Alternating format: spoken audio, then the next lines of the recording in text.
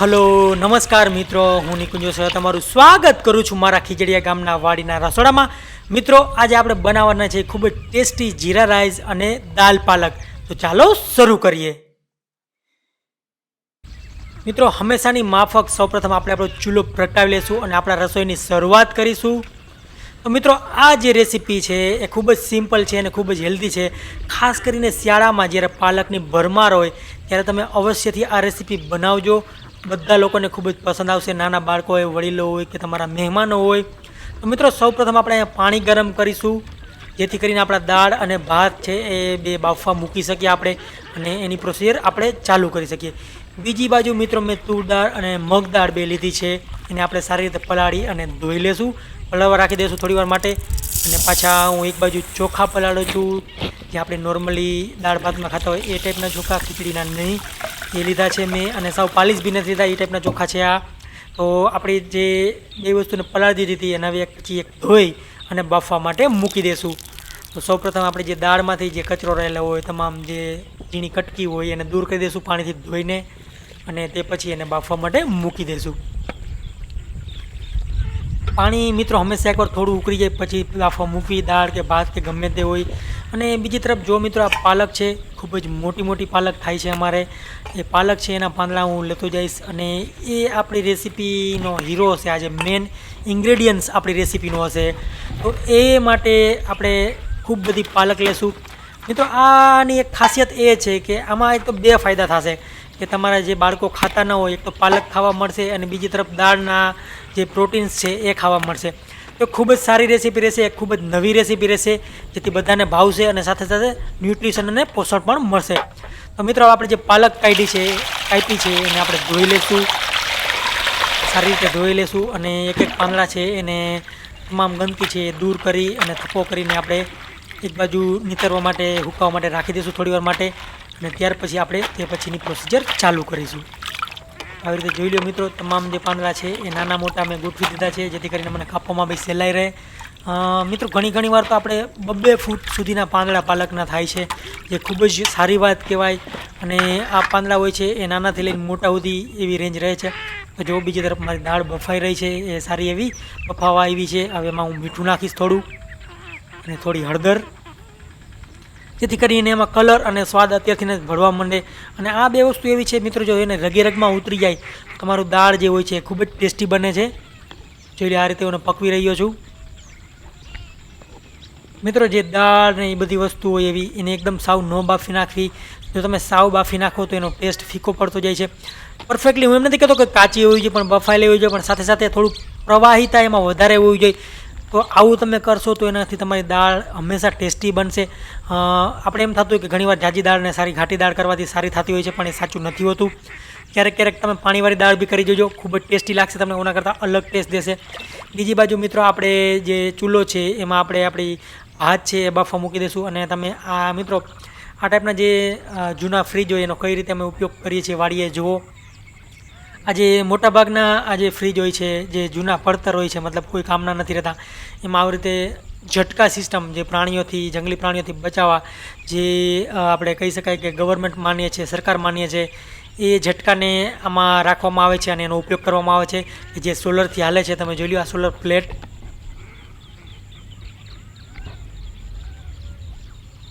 તો મિત્રો આવી રીતે બધા લોકોને વાડીએ બચાવવાની જરૂર પડતી હોય છે પ્રાણીઓથી, અને ખાસ કરીને ભૂંડ અને રોજનો ત્રાસ બહુ રહેતો હોય છે. તો મિત્રો હવે આપણે જે ભાત હતા એમાંથી બી આપણે પાણી નિતારી લેશું. ભાત જ્યારે તમે પલાળો છો ત્યારે લાંબા બને છે, સારા બને છે અને પાકવામાં બી ખૂબ જ ઓછો ટાઈમ લાગે છે.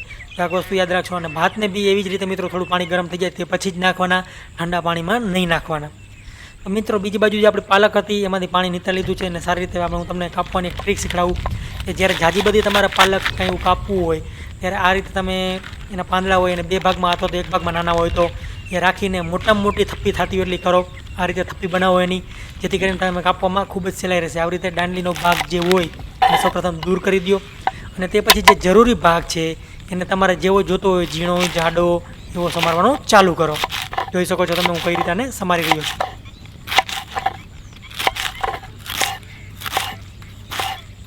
મિત્રો આ પાલકની જે કડકડાહટ છે, જે અવાજ છે તમે સાંભળો, એટલો જોરદાર હોય છે, કારણ કે તાજી પાલક ખાવાની એક અલગ મજા હોય છે. પણ તમારે નોર્મલ પાલક હોય તો બી મૂંઝાવાની જરૂર નથી, તાજી ન મળતી હોય તો. પણ જનરલી પાલક અને દાળનું કોમ્બિનેશન મારા ફેવરેટમાંથી એક છે, કારણ કે આ બે સિમ્પલ રેસીપીને ખૂબ જ આગળ લઈ જાય છે, ખૂબ જ ઊંચું મુકામ આપે છે. તમે બી યાદ રાખજો અને તમે બી એ રીતે બનાવી શકો છો. હવે જે આપણું ભાતનું પાણી હોય એ દૂર કરી લેશું, અને ભાતમાં હંમેશા પાણી વધારે રાખવું, જેથી કરીને છૂટા બને અને એક એક દાણો ખીલવાનો એને પૂરેપૂરો ચાન્સ મળે. તો મિત્રો બીજી તરફ હવે આપણે થોડું તેલ ગરમ કરીશું અને આપણી રસોઈની શરૂઆત કરીશું, વઘારની શરૂઆત કરીશું. સૌપ્રથમ હું નાખીશ એમાં જીરું. આપણે ખૂબ બધું સારું એવું જીરું નાખીશું, જેથી આપણા જીરા રાઈસ છે એ જીરાના ટેસ્ટથી ભરપૂર બને. અને મિત્રો જીરો કાચું ન રહી જાય એનું ખાસ ધ્યાન રાખવું, અને બળી બી ન જાય એનું ખાસ ધ્યાન રાખવું. જેવું જીરું થોડું બ્રાઉન થઈ જાય એવા સીધા ભાત નાખી દેવાના એમાં, અને આપણે એને મિક્સ કરવા માંડવાનું. જો ભાતમાં જીરું બળી ગયેલું હોય તો બી ખરાબ ટેસ્ટ દે, અને કાચું હોય તો સાવ ટેસ્ટ ન દે. અને એ થોડું પાકી જાય તે પછી આપણે મીઠું નાખીશું, અને ભાતને મિત્રો આપણે થોડી વાર પકાવશું, જેથી કરીને એમાં અંદર રહેલું જે પાણી હોય એનું ભેજ હોય એ સુકાવા માંડે, અને તમામ એક દાણો છે એ ખીલેલો અને છૂટો બને, જેથી કરીને આપણે ખાવામાં ખૂબ જ મજા આવે. તો તમે જોઈ લો કઈ રીતે બની રહ્યા છે મારા જીરા રાઈસ બની ગયા છે, અને આપણે એને એક બાઉલમાં કાઢી લેશું. થોડી વાર માટે પકવવાથી એ તમામ દાણો છે એ છૂટો બનશે અને ખીલેલો બનશે. આ રીતે આપણે એને કાઢી લેશું. એમાં ભેજ છે એ રેડો એ સુકાવા માંડશે. પણ મિત્રો જીરા રાઈસમાં ઘણા માણસો એક ભૂલ કરતા હોય છે કે ઘણું બધું તેલ નાખી દેતા હોય છે. એ ભૂલ કોઈ દિવસ ના કરવી. બીજી તરફ મેં આપણા દાળ માટે તેલ મૂક્યું, એમાં નાખ્યું જીરું. જીરું થોડું પાકવા માંડે ત્યારે આપણે એમાં નાખીશું પાલક. એની પહેલાં નાખીશું આપણે થોડી હળદર. મિત્રો એક વસ્તુ યાદ રાખી છે, તમારી પાલક હોય કે કોઈ પણ ભાજી હોય, તમે જ્યારે એનો વઘાર કરો ત્યારે એ સમયે એ ભીની હોવી ખૂબ જ જરૂરી છે, જેથી કરીને એનો સારો વઘાર બેસે. અને મિત્રો જ્યારે આ વસ્તુ કંઈ ભીની હોય ત્યારે એનું તેલ સાથેનું રિએક્શન હોય ખૂબ જ જોરદાર હોય છે, એનો વઘાર ખૂબ જ જોરદાર બેસે છે. તો એ વસ્તુ યાદ રાખજો. થોડી પાલક પાકી જાય, થોડી ગળી જાય પાલક, તે પછી આપણે એમાં નાખીશું થોડું લાલ મરચું પાવડર, થોડો ગરમ મસાલો, જેથી કરીને આપણે દાળને એક સમાન અને સારો એવો ટેસ્ટ મળે.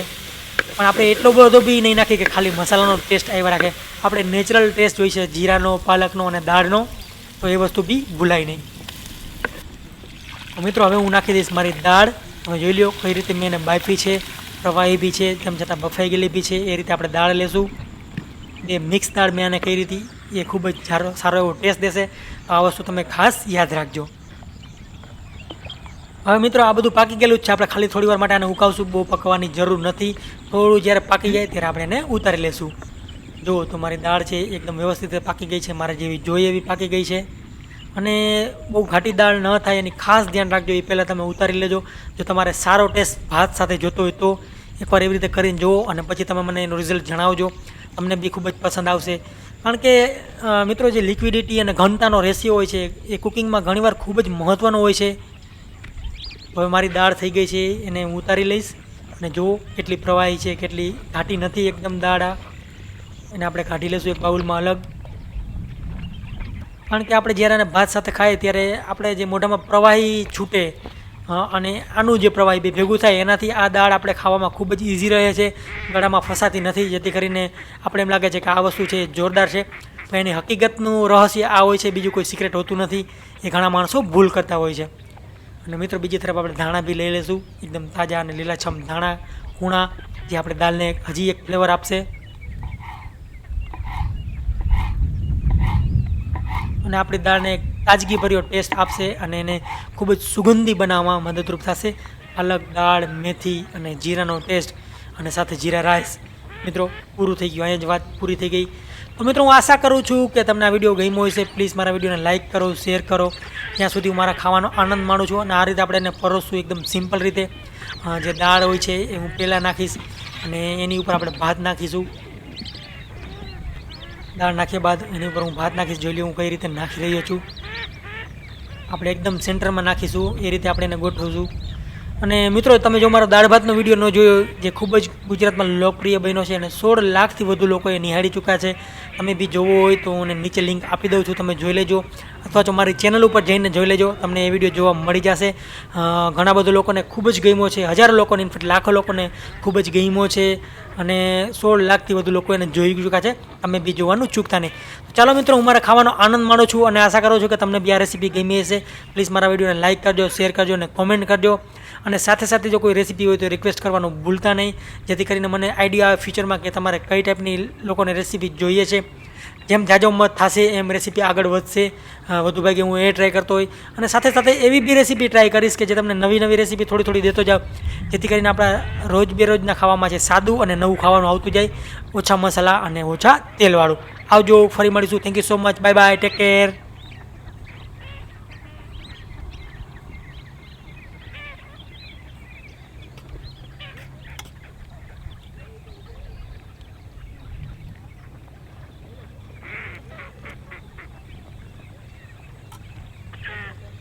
Beauty.